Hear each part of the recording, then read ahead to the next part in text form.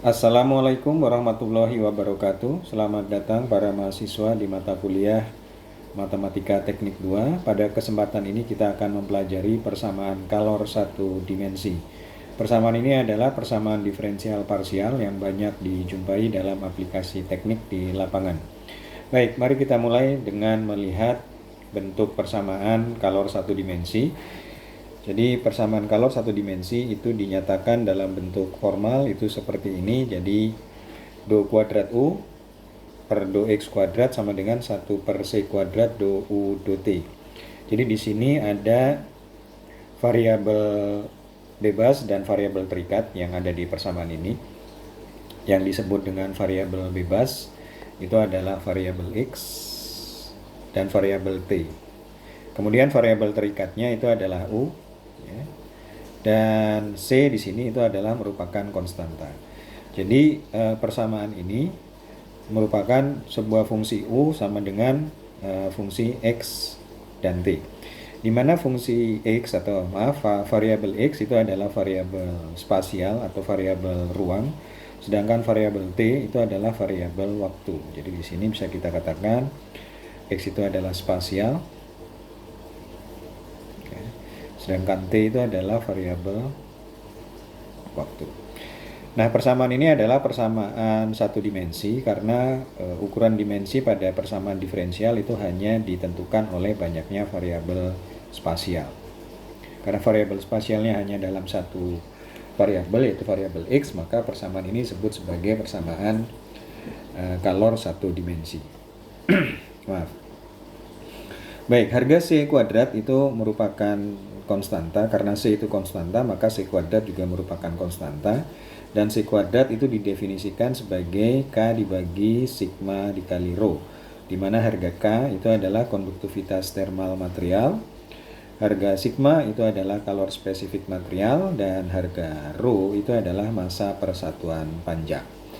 Nah, di sini yang akan kita selesaikan atau kita cari itu adalah bagaimana persamaan U ini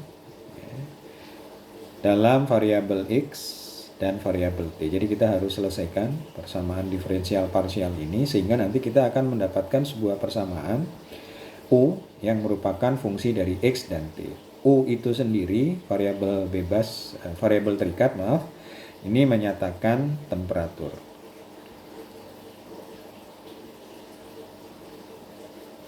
Ya, dia menyatakan temperatur. Baik, secara grafis itu bisa kita gambarkan situasi kasus kita itu adalah seperti pada grafik di bawah ini. Jadi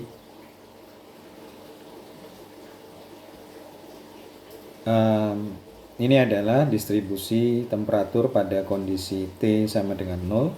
Jadi kalau kita ambil satu titik, misal titik ini adalah titik P di situ. Pada kondisi awal, maka harga temperatur di titik P itu adalah merupakan fungsi U, ya, Xt. Jadi U tergantung dari lokasinya, ya, lokasinya pada jarak berapa. Ya, misal jaraknya adalah jarak X, dan dia terjadi pada instance waktu yang tertentu, yaitu pada waktu T.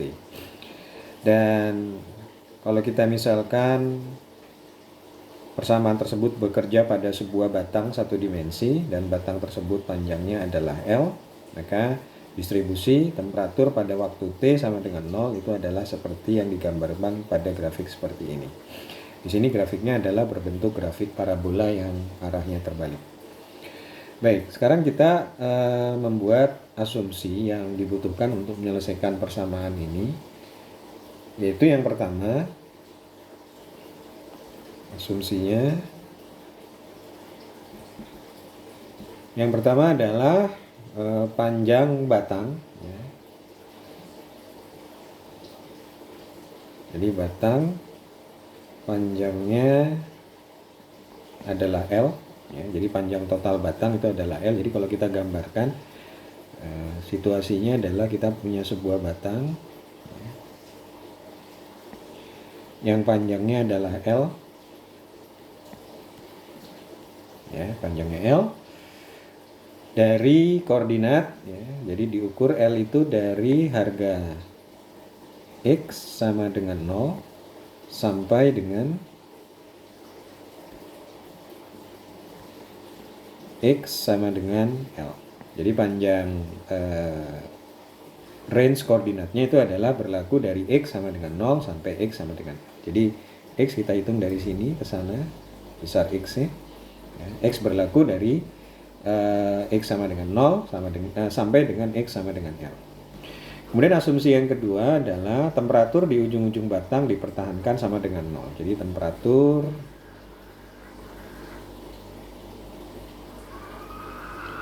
di ujung-ujung batang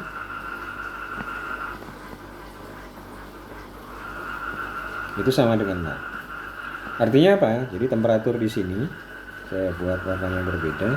Jadi temperatur di ujung-ujung sini dan di sana itu dipertahankan harganya pada saat semua harga T dia berharga 0. Jadi dipertahankan selama proses ini dia ditahan di sini, itu temperaturnya sama dengan 0. Kemudian asumsi yang ketiga itu adalah distribusi temperatur awal. Distribusi temperatur awal itu sama dengan fungsi fx. Jadi yang kita gambarkan tadi di sini, ini ya, distribusi temperatur awalnya ini merupakan sebuah fungsi x. Baik, sekarang kita definisikan syarat batasnya. Jadi penting untuk diperhatikan bahwa untuk menyelesaikan persamaan diferensial parsial itu ada syarat batas yang harus kita definisikan. Syarat batas itu dinyatakan secara matematika itu U 0, T itu sama dengan 0 dan U L, T itu sama dengan 0. Berlaku untuk harga T lebih besar sama dengan 0. Nah, di sini yang perlu kita pahami itu adalah makna dari statement matematika ini. Jadi U 0, T itu artinya kita tahu tadi fungsi U. U itu adalah fungsi dari X, T. Jadi yang disebut pertama di sini itu adalah variabel X dan yang disebut kedua adalah variabel T. Jadi kalau kita nyatakan di sini U 0, T, maka variabel pertama ini menunjukkan harga X. Jadi harga X di sini di setting 0. Jadi pada saat X sama dengan 0, X sama dengan 0 tentu saja adalah di ujung kiri. Ini adalah X sama dengan 0 di sini. Itu adalah X sama dengan 0. Jadi pada saat X sama dengan 0 untuk semua harga T itu harga U-nya itu sama dengan 0. Jadi temperatur batang pada ujung kiri untuk semua harga T itu sama dengan 0. Jadi pada harga T berapapun itu artinya adalah sepanjang waktu harga temperatur di ujung kiri batang itu diset sama dengan 0. Nah, itu adalah salah satu syarat batasnya. Nah, syarat batas yang kedua adalah U, L, T. Harga L ini adalah juga menunjukkan harga dari variabel X. Jadi pada statement yang ini itu sebenarnya secara fisik dia bercerita bahwa harga temperatur pada X sama dengan L. X sama dengan L berarti dia ada di ujung sini. Ya. Harga temperatur pada saat X sama dengan L untuk semua harga T itu sama dengan 0. Jadi secara fisik sebenarnya kita ingin berbicara bahwa ujung kiri dan ujung kanan itu temperaturnya 0 sepanjang waktu. Ya, jadi bahasanya seperti itu, ujung kiri dan ujung kanan temperaturnya berharga 0 sepanjang waktu, tapi dalam bahasa matematika itu ditulis seperti ini. Lebih ringkas tentu saja, walaupun kita perlu mempelajari bagaimana cara memahami persamaan matematika ini. Dan semuanya ini berlaku pada interval T lebih besar sama dengan 0. Artinya apa? Harga-harga yang kita sebut di syarat batas ini hanya berlaku pada saat harga T lebih besar daripada 0. Dia tidak terdefinisi pada saat harga T lebih kecil dari 0. Baik, selain syarat batas, kita juga harus mendefinisikan yang namanya syarat awal. Jadi kita definisikan syarat awal, atau sering juga disebut sebagai initial condition. Jadi syarat awal ini adalah initial condition. Sedangkan tadi yang syarat batas itu disebut sebagai boundary condition.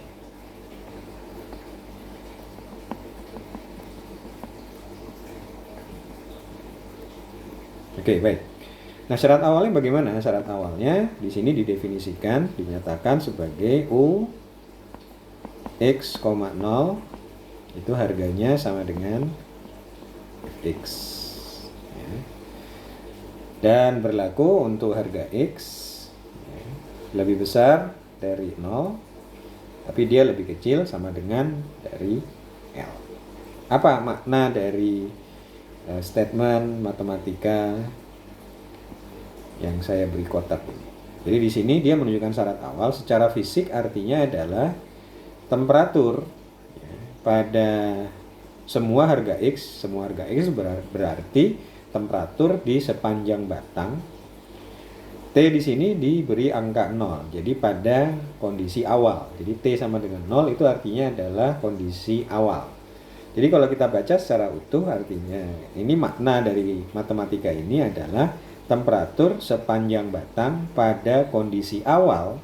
Ya, jadi saya ulangi, temperatur sepanjang batang pada kondisi awal itu besarnya adalah sama dengan Fx. Fx itu apapun, fungsi apapun yang tergantung dari harga X. Ya, nah itu adalah definisi dari syarat awal atau initial condition. Nah, setelah kita definisikan syarat batas dan syarat awal seperti ini, maka kita bisa mulai mengerjakan untuk menyelesaikan persamaan diferensial, persamaan kalor satu dimensi ini. Jadi kita mulai mencari solusi dari persamaan ini. Baik, langkah pertama yang harus dilakukan itu adalah kita asumsikan. Jadi kita di sini menggunakan teknik pemisahan variabel. Perlu diketahui bahwa persamaan ini adalah persamaan yang melibatkan dua buah variabel, yaitu variabel X dan variabel T. Jadi ada dua variabel di sini. Maka langkah pertama yang harus kita lakukan adalah kita gunakan teknik pemisahan variabel. Nah, teknik pemisahan variabel itu bisa kita lakukan dengan cara seperti ini. Jadi fungsi kita awal yaitu U merupakan fungsi xt, itu kita asumsikan itu bisa kita nyatakan sebagai dua buah fungsi, yaitu fungsi X dikalikan dengan fungsi T. Nah, di sini sebelum saya lanjutkan, saya perlu memberikan sedikit penjelasan tentang simbol yang saya gunakan ini. Penjelasannya begini. Jadi harga X di sini ini adalah merupakan nama fungsi ya. Nama fungsinya adalah nama fungsi X besar. Nah, fungsi X besar ini merupakan fungsi yang tergantung dari harga variabel X kecil ya. Jadi fungsi X besar itu hanya tergantung pada satu variabel bebas, yaitu variabel X kecil. Nah, T ini juga fungsi yang lain ya. Fungsi T. Nah, fungsi T besar ini tergantung hanya pada satu variabel juga, yaitu variabel T kecil. Jadi di sini kita sudah bisa menyatakan sebuah fungsi yang awalnya merupakan fungsi yang tergantung dari dua variabel menjadi kita pisah menjadi dua buah fungsi yang masing-masing fungsi tersebut hanya tergantung dari satu variabel saja. Nah, ini sebenarnya inti dari teknik untuk memisahkan variabel ya pada kasus-kasus penyelesaian persamaan diferensial. Nah, kita akan ikuti aturan ini ya, untuk langkah selanjutnya. Baik, sekarang yang bisa kita lakukan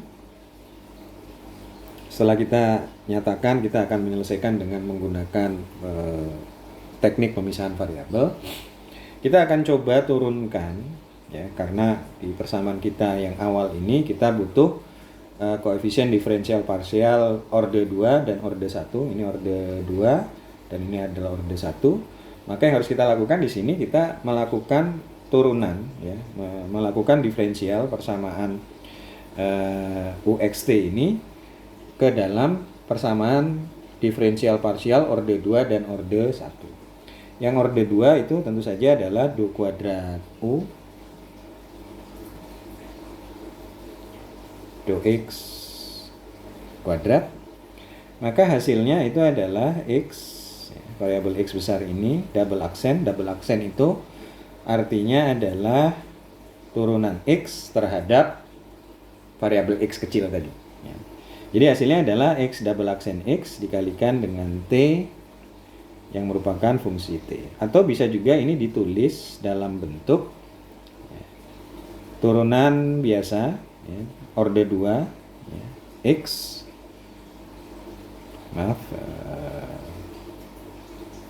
turunan kedua dari variabel X, ya,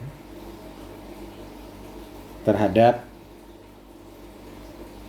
X kecil, ya, dikalikan dengan T merupakan fungsi dari T kecil. Nah, ini adalah hasil penurunan dari fungsi U terhadap X. Jadi ini adalah turunan kedua parsial fungsi U terhadap variabel X, ya. Itu adalah turunan keduanya. Nah, sekarang kita juga harus hitung turunan pertamanya, yaitu do U kali ini terhadap T, ya. Maka hasilnya adalah variabel X, ya, dikalikan dengan T dot. Nah, kenapa kok lambangnya T dot? Di sini turunan kedua. Untuk kasus kita yang ini, turunan keduanya pakai simbol X double aksen, sedangkan di sini turunan pertama pakai dot, ya. Dot ini adalah privilege atau hak khusus untuk turunan terhadap waktu. Jadi semua variabel yang diturunkan terhadap waktu itu akan diberi simbol dot di atasnya. Jadi di sini dot artinya adalah turunan T terhadap waktu, turunan pertama T terhadap waktu. Kalau turunan kedua berarti nanti ada T double dot. Oke, baik. Setelah kita turunkan, ya, parsial U, parsial orde 2 U terhadap X dan parsial U terhadap T, maka kita substitusikan, ya. Langkah selanjutnya adalah kita substitusikan ke persamaan kita yang awal tadi. Yang mana? Yang ini. Kita substitusikan balik ke sini. Maka akan menghasilkan, ya, setelah kita substitusikan, maka akan menghasilkan persamaan sebagai berikut. Bahwa X double dot fungsi X kecil dikalikan T fungsi T kecil itu sama dengan 1 per C kuadrat X fungsi X kecil T dot dikalikan T. Ya. Baik, sekarang untuk menyederhanakan penulisan, maka saya akan menghilangkan keterangan yang di dalam kurung ini, ya. Jadi kita sudah berasumsi bahwa kita paham X besar ini adalah merupakan fungsi dari X kecil. Maka secara sederhana itu akan bisa kita tuliskan menjadi seperti ini. Jadi X double dot dikalikan T itu akan sama dengan 1 per C kuadrat dikalikan X dikalikan T double dot. Tapi tetap saja harus kita ingat di sini bahwa X besar ini adalah merupakan fungsi X dan T besar ini adalah merupakan fungsi T. Baik. Nah, sekarang kita kumpulkan yang X kita kumpulkan dengan X, kemudian yang T kita kumpulkan dengan T. Maka kita akan dapat persamaan seperti ini. Jadi X besar double aksen dibagi X itu akan sama dengan 1 per C kuadrat ditambah dikali T dot dibagi T. Ya, jadi kita sudah lihat di sini sudah bisa kita pisahkan yang X ke kiri, kemudian yang fungsi T itu ke kanan. Karena dua buah ruas ini, ruas kiri dan ruas kanan itu sama dengan, maka juga bisa kita nyatakan ini adalah merupakan sebuah konstanta hasilnya. Jadi persamaan ini adalah merupakan konstanta. Nah, konstanta yang kita pilih untuk menyatakan ini adalah kita nyatakan sebagai minus P kuadrat. Ya, agak unik di sini pilihannya minus P kuadrat, tapi nanti ini akan mempunyai manfaat penting ketika kita menyelesaikan masing-masing persamaan diferensial ini. Baik, setelah kita nyatakan bahwa ini sama dengan minus P kuadrat, maka kita bisa menyelesaikannya satu persatu. Kita mulai dari X double aksen dibagi X itu akan sama dengan minus P per 2. Jadi bisa saya tulis seperti ini. X double aksen dibagi X itu akan sama dengan minus P kuadrat. Atau bisa ditulis seperti ini.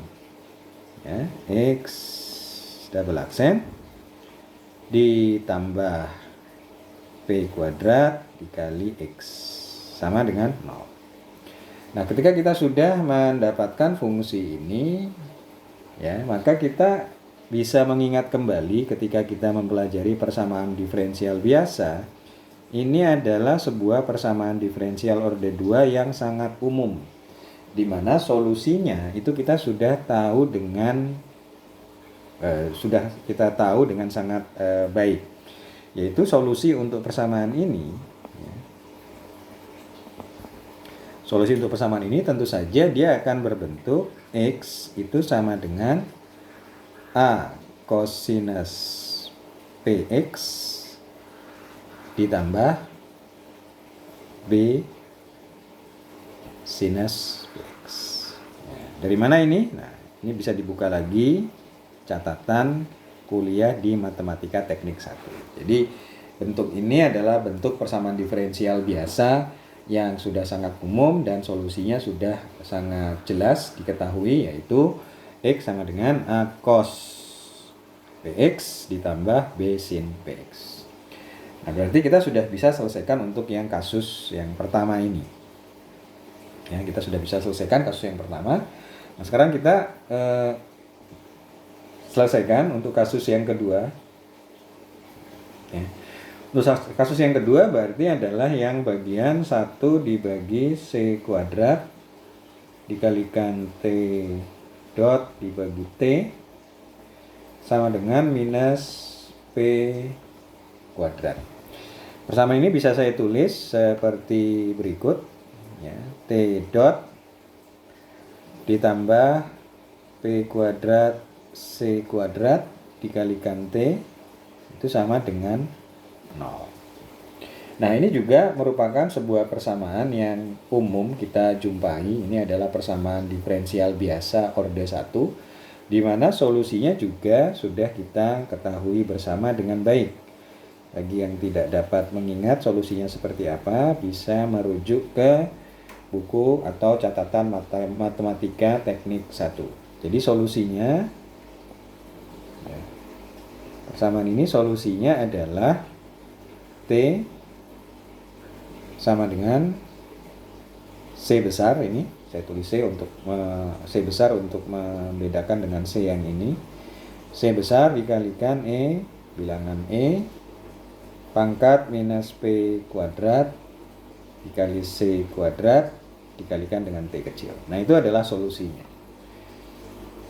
Jadi solusi totalnya mana? Solusi totalnya tentu saja adalah gabungan dari solusi yang pertama tadi, ya, solusi yang ini, solusi pertama digabungkan dengan solusi yang kedua ini. Karena kita tahu tadi bahwa besar U yang merupakan fungsi xt tadi, dengan teknik pemisahan variabel kita tadi bisa nyatakan dia merupakan perkalian dari fungsi X yang merupakan fungsi dari X kecil dikalikan dengan T yang merupakan fungsi dari T kecil. Nah, masing-masing ini solusinya tadi sudah kita dapatkan, maka bisa kita nyatakan solusi umumnya adalah UX, T itu akan sama dengan A cosinus PX ditambah B sinus BX,